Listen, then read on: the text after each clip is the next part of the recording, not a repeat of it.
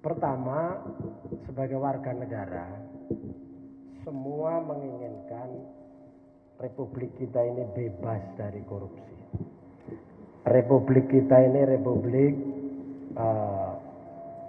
hukum harus menjadi panglima, maka semua harus taat kepada hukum.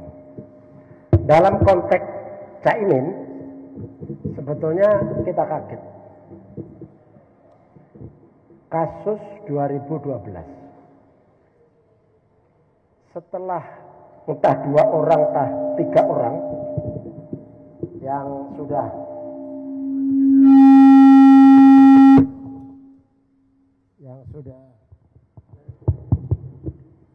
diproses dalam hukum.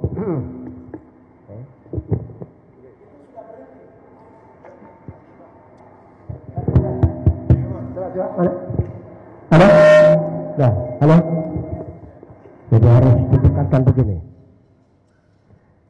Enggak ada, sudah lama sepi, sudah lama enggak kelihatan, enggak ngapa-ngapain, ya kan? Selama berapa tahun? 2012? 11 tahun. 13 tahun? 11. 2012, 13, 14, 15, 16, 17, 18, 19, 20, 21, 22, 23. Itu 13 tahun. Enggak ada kelanjutan proses itu. Sudah enggak ada selesai.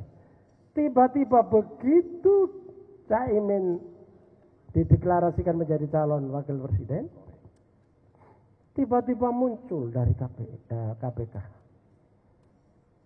Terus kita yang waras, yang sehat walafiat, masa mengikuti begitu saja pikiran dari KPK? Tentu ada pikiran yang berbeda. Ini ada apa ini? Ini betul proses hukum atau ini politik? KPK betul menjadi alat penegak hukum dalam konteks pemberantasan korupsi atau dia menjadi alat politik?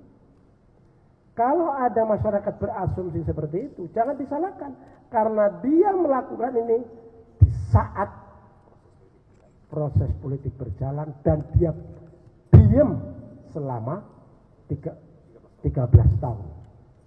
Ini ya nggak masuk akal di sini. Ya. Dan ketika kita punya asumsi seperti itu, juga dibenarkan ada kasus-kasus sebelumnya juga terjadi. Anies Rashid Baswedan yang urusan Formula E jelas tidak ada masalah apa-apa, digelar begitu kan, nggak ada masalah, dengan nggak ada ini, nggak ada yang salah, prosedur korupsi segala macam nggak ada. Kemudian seolah dipaksakan, kan? Itu terjadi.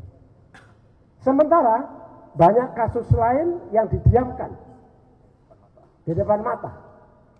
Nah, oleh karena itu kita semua warga negara menginginkan KPK yang kita lahirkan di era reformasi, yang kami ini ikut proses itu semua, dia harus menjadi penegak hukum dalam konteks pemberantasan korupsi, dilakukan secara independen, secara profesional, tidak atas dasar pesanan politik tertentu, kelompok tertentu, atau siapalah tertentu lainnya begitu.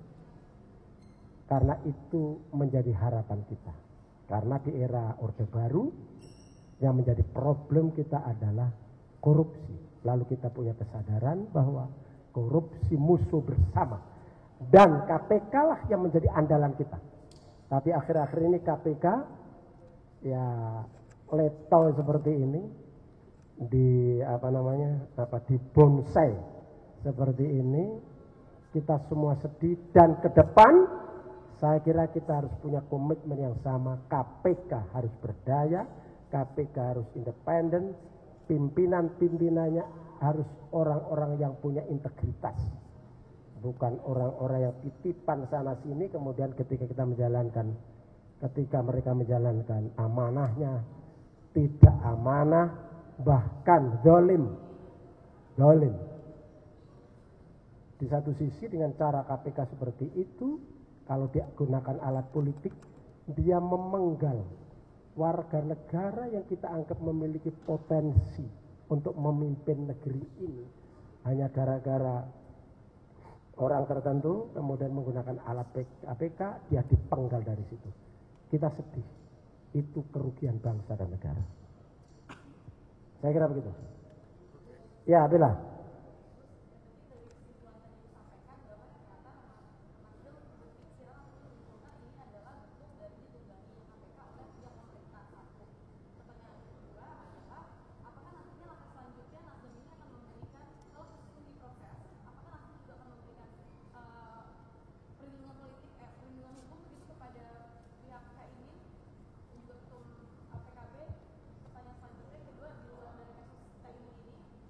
Ojo banyak-banyak, lupa saya nanti.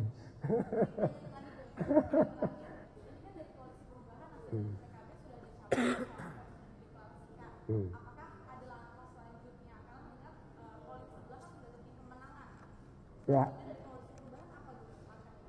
Jadi pertama kita tidak otomatis mengatakan ditunggangi, tapi punya persepsi bahwa kita curiga ini langkah KPK ini tidak murni hukum.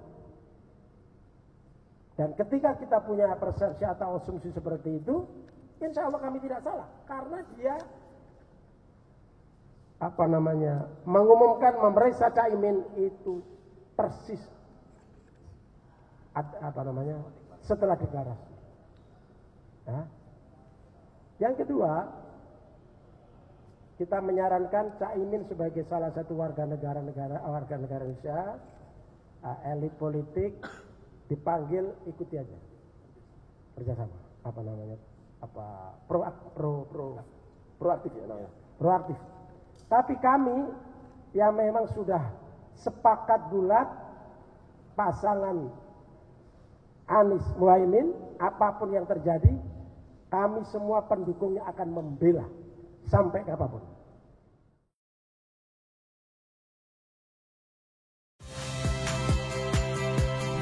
Saya Agin Fridianto. Saksikan terus program-program Kompas TV melalui siaran digital, pay TV, dan media streaming lain. Kompas TV, independen, terpercaya.